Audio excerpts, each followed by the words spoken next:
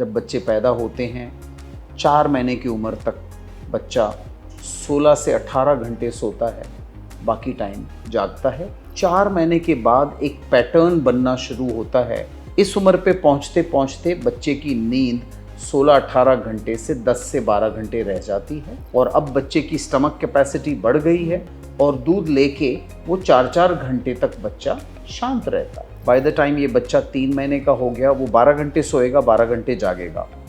अब कौन से 12 घंटे सोने हैं उसने, डे के या रात के, वो बेबी डिसाइड करेगा। उसके लिए तो दिन रात बराबर है। तो पेरेंटल एंजाइटी और पेरेंट्स को ना इंफॉर्मेशन होना बच्चों के स्लीप पैटर्न के बारे में एक मेजर ड्रॉबैक है। Anxious mother will always have anxious baby और वो बेबी फिर सोएगा ही नहीं। इसीलिए हम कहते हैं कि जब लोरी भी गा रहे हो तो उस लोरी में बच्चे को आपका प्यार नज़र आना चाहिए, ना कि एंजाइटी। सेहतनामा में आज एक बार फिर बात बच्चों की नींद पर। जब बच्चे पैदा होते हैं लगातार कई घंटे सोते, कुछ बच्चे रात भर जागते हैं, दिन भर सोते हैं। स्लीप पैटर्न्स बच्चों के डिफरेंट होते हैं। धीरे धीरे बच्चा बड़ा होता है, कुछ देर ज़्यादा सोने लगता है। तो आज विस्तार से इस पर बात करेंगे क्योंकि कई पेरेंट्स जो हैं वो परेशान हैं कि बच्चा सोता नहीं है और जिसकी वजह से वो भी सो नहीं पा रहे, उनकी भी नींद डिस्टर्ब होती है। जाने माने पीडियाट्रिशियन डॉक्टर महेश हीरानंदानी जी हमारे साथ हैं, उनसे बात करते हैं। वेलकम। नमस्कार श्रोताओं को वंस अगेन। इस चैनल के माध्यम से मैं आपको कहना चाहूँगा कि जो भी मैं इस चैनल में आप सब लोगों को बताता हूँ वो सब साइंस है, उसका एक एविडेंस है। अब से हम अपने सारे प्रोग्राम्स में उसका साइंटिफिक एविडेंस का प्रूफ भी देंगे, जिससे कि आप इन सब चीज़ों को अपने हिस्से, अपने तरफ से एनालाइज करें और अपनी ज़िंदगी में फिर उसको अप्लाई करने की कोशिश करें और ज़िंदगी को बेहतर बनाया जा सके, हमारी कोशिश ये है।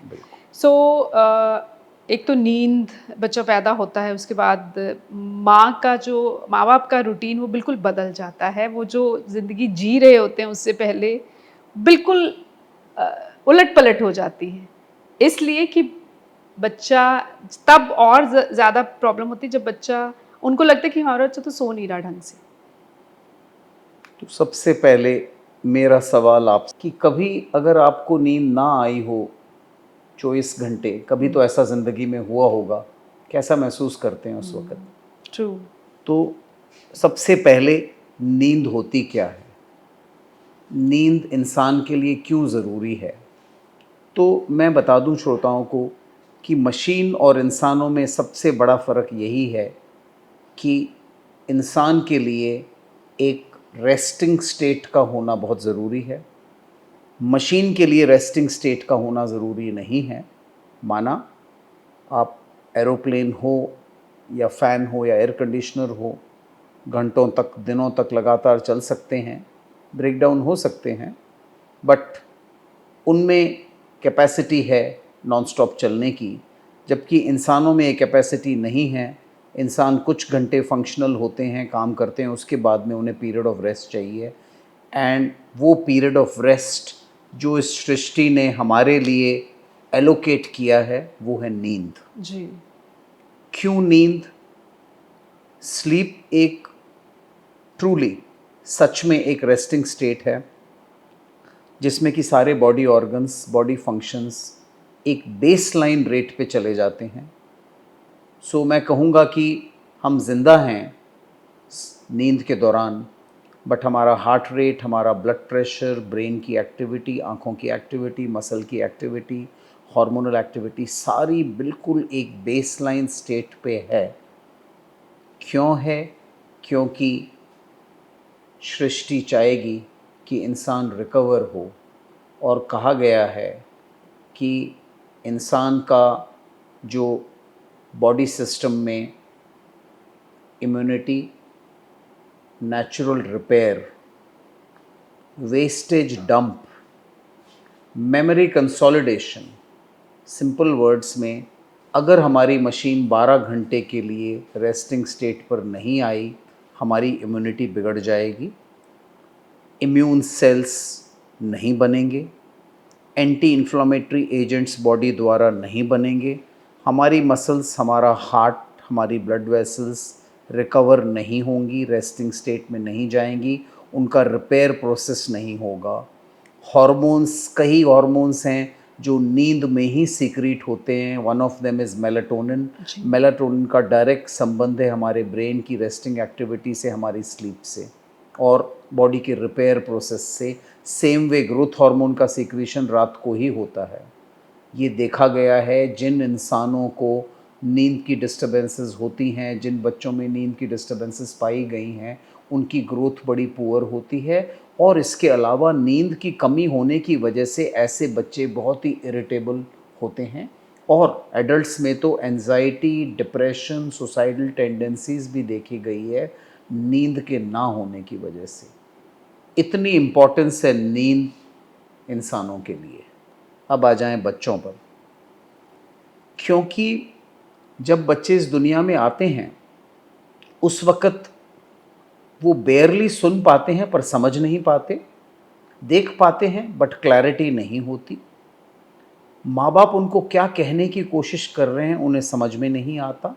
वो सिर्फ माँ के टच को, माँ की स्मेल को महसूस करते हैं और बिल्कुल बेसिक ग्रास रूट लेवल पे फंक्शन करते हैं कि रो दिए तो दूध पिला दिया गया, दूध पिला दिया गया, दूध पच लिया तो बच्चे ने पॉटी कर ली और फिर सो गए। यही उनकी ज़िंदगी होती है कई कुछ महीने।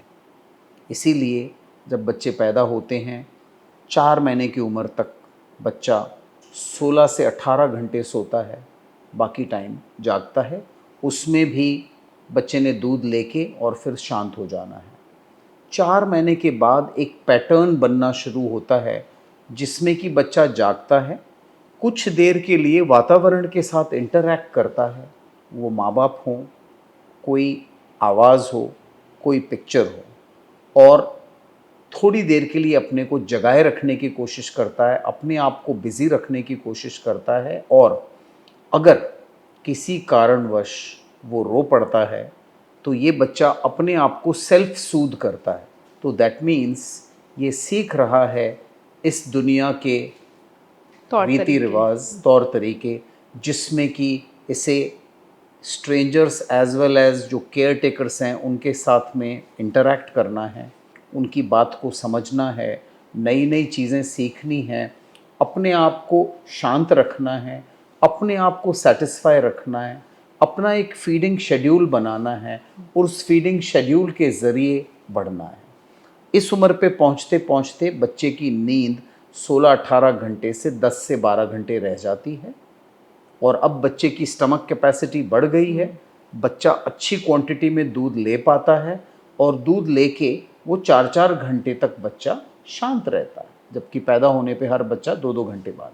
तो इस वक्त रात के टाइम कई बच्चे 6 महीने की उम्र के बाद सारी रात सो पड़ते हैं, सारी रात सोते हैं। स्लीप पैटर्न बनना शुरू हो जाता है 6 महीने पे, यस 4 महीने पे ही बनना शुरू हो जाता है। 6 महीने तक पहुँचते पहुँचते कई पेरेंट्स कहते हैं कि ये बच्चा तो सारी रात सो रहा है या 7-7 घंटे सो रहा है, हमें चिंता होती है कि हम उन्हें भूख कहते तो नहीं हैं, लगी। हाँ, हम उन्हें कहते हैं कोई भी इंसान भूखा नहीं रह सकता, जब भूख लगेगी तो वो रो पड़ेगा, तो इसको जगाने की कोशिश ना करें।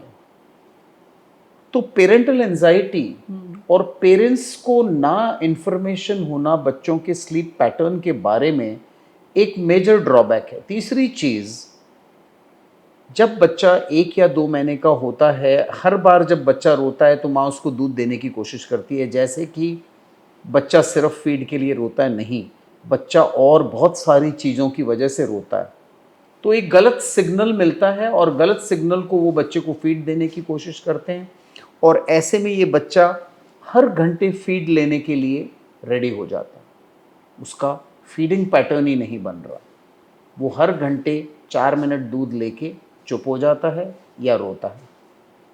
जबकि जैसे जैसे बच्चा बड़ा होगा, फीड लेने के बाद वो लंबा लंबा समय सोएगा या शांत बैठेगा, यही एक पैटर्न है। तो यहाँ गलती पेरेंट्स की होती है, Yes, माँ की होती है। बिल्कुल, कि समझने में शायद कुछ कमी रह गई कि ये बच्चा भूख की वजह से नहीं रो रहा है, शायद बच्चा गीला है, शायद बच्चा ठंडा है, शायद बच्चे को गैस तंग कर रही है। तो उन सब चीज़ों की तरफ भी ध्यान देना है। ब्लैंकेट तौर पे सीधा हर बच्चे को रोने पे दूध ना ऑफर किया जाए, दूसरी चीज़, जैसे बच्चा बड़ा होता है तो हमें भी गैप को बढ़ाना चाहिए, जिससे कि बच्चा एक फीडिंग शेड्यूल में आए। अगर बच्चे का पेट हर वक्त खाली है, ना भरा है, तो ऐसे में बच्चा हर घंटे में दूध मांगेगा, और अगर हर घंटे में दूध मांगेगा तो वो तो थोड़ा लंबा सा पिएगा तो और लंबा कैसे सोएगा? और अगर लंबा नहीं सोएगा तो माँ तो जाग ही रही है। यही कारण है माँ बाप का हमारे पास आना और कहना कि वो लोग डिप्रेशन में हैं, उनको एक्सट्रीम एंजाइटी है सो कि नहीं ये पा रहे बच्चा वो सो खुद। नहीं रहा, और हमारी नींद भी बिल्कुल पूरी तरह गायब है, और एक पूरा रिवर्सल हो गया पैटर्न का। तो इसका एक ही सॉल्यूशन है कि मदर शुड रियलाइज़ कि ये सिग्नल जो बच्चा मुझे दे रहा है, ये भूख का सिग्नल है या नहीं है। दूसरी चीज़, कई माँ बाप प्री मैच्योरली बच्चे को सुलाने की कोशिश करते हैं। तो जब हम आज स्लीपिंग पैटर्न की बात कर रहे हैं, पहले 4 महीने बच्चा 2-2 घंटे में उठता है, डे टाइम में हर 2 घंटे में उठेगा, 1-1.5 घंटा जागेगा, दूध लेगा, सो जाएगा। 4 महीने बाद ये लंबा लंबा खिंचता जाता है कि ये बच्चा अब 4-4 घंटे बाद दूध लेगा, और उसमें 4 घंटे बाद दूध लेने के बाद भी काफ़ी देर तक खेलता रहेगा। ये होता है सेल्फ सूदिंग, कि वो दूध लेने के अलावा भी इस ज़िंदगी में कुछ करना चाहता है। तो वो जागेगा, माँ बाप से इंटरैक्ट करेगा, खेलेगा, हंसेगा, कुछ बोलने की कोशिश करेगा। जब वापस भूख लगेगी तो फिर इरिटेबल हो जाएगा, फिर रोना शुरू कर देगा, और शायद 2 फीड्स के बीच सोए भी ना वो बच्चा। माँ बाप इस किस्म के बच्चे को जल्दी से सुलाने की कोशिश करेंगे, बच्चा उसको रेजिस्ट करेगा।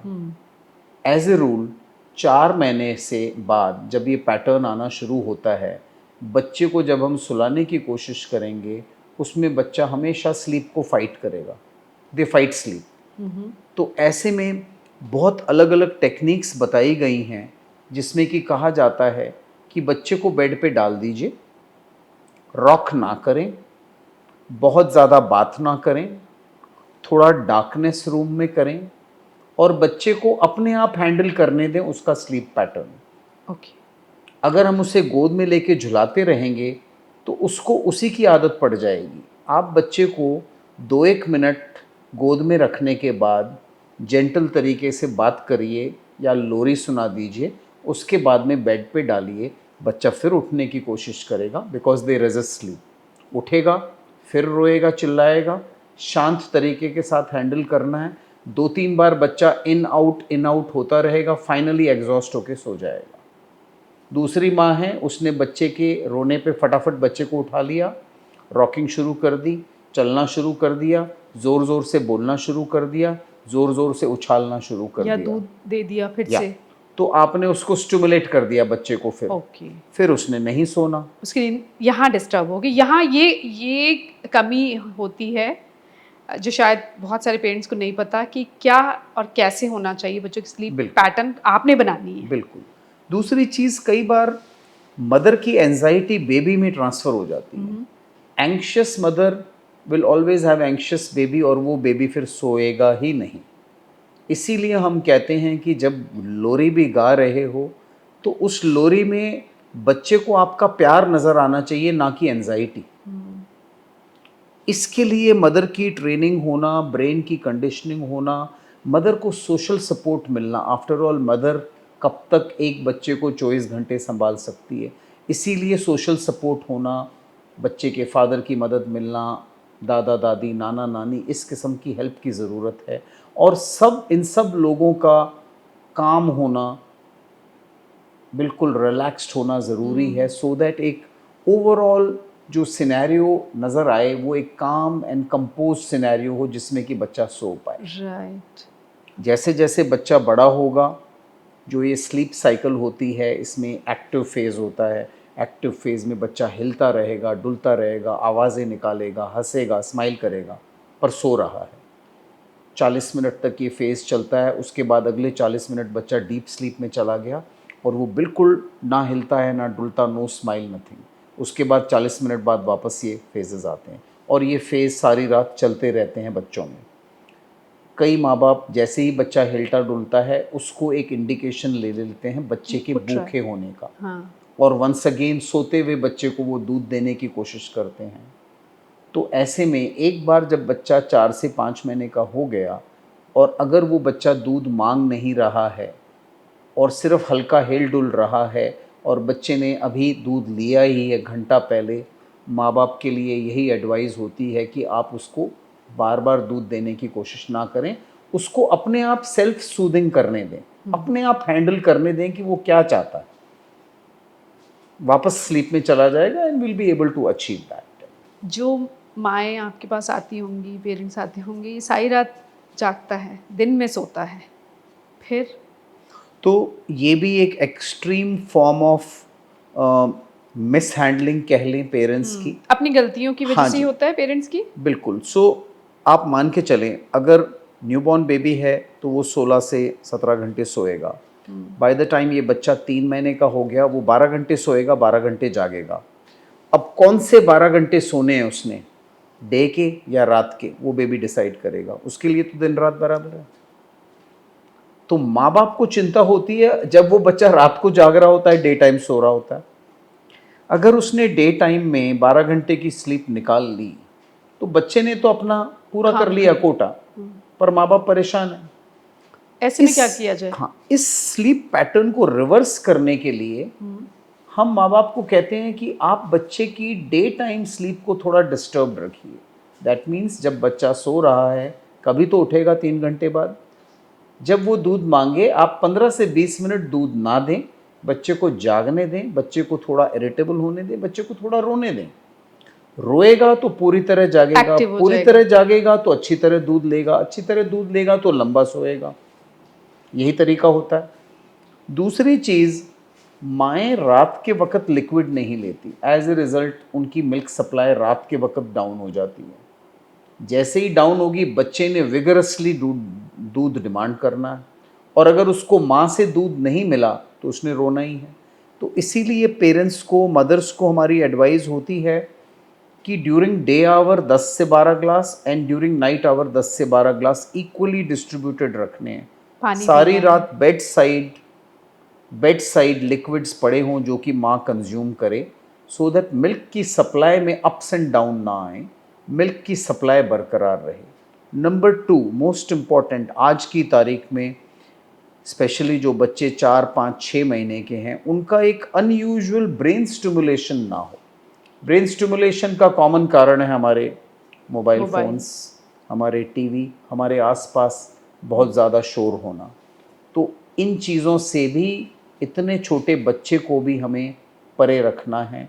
रादर मैं पेरेंट्स को कहता हूँ कि इतना ज़्यादा मोबाइल को अगर आप हाथ लगाएंगे और इस्तेमाल करेंगे तो ये जो वक़्त है आपका बच्चे के साथ में ये गुज़रा जा रहा है और ये वक़्त दोबारा नहीं आएगा। और जिस दिन बच्चे ने भी यही रुख अपना लिया मोबाइल फ़ोन फिर का आप और परेशान मीडिया होंगे। का, तो फिर आप लोग बच्चा और पेरेंट्स नहीं, आप परिवार नहीं रह जाएंगे, आप इंडिविजुअल्स रह जाएंगे जो कि अपना अपना पैशन फॉलो कर रहे हैं। True. तो जो आप बच्चे को दिखाएंगे वही बच्चा फॉलो करेगा। बच्चे को इन्वॉल्व करना है तो आप बच्चे के साथ बातें करिए, बच्चे को कहानी सुनाइए, बच्चे को पिक्चर्स दिखाइए, मीडिया से दूर रखें। अच्छा, जैसे आपने बताया कि बच्चे का पेट भरा होना चाहिए और उसके लिए माँ को लिक्विड लेना बहुत ज़रूरी है, और इतना पानी या लिक्विड में कुछ और भी लिया जा सकता है, और क्या उससे दूध बनता है? हाँ, तो एक बात बड़ी क्लियर है कि अ, दूध से दूध नहीं बनता। जैसे कि हमारी सभ्यता में चलन है कि भाई मदर को खूब सारा दूध पिलाएं जिससे कि माँ दूध प्रोड्यूस करे। गाय दूध नहीं पीती, गाय घास खाती है, पानी पीती है और दूध 20-20 लीटर दूध निकालती है। तो उसी तरह ह्यूमन मदर है, उनको लिक्विड्स पीने हैं।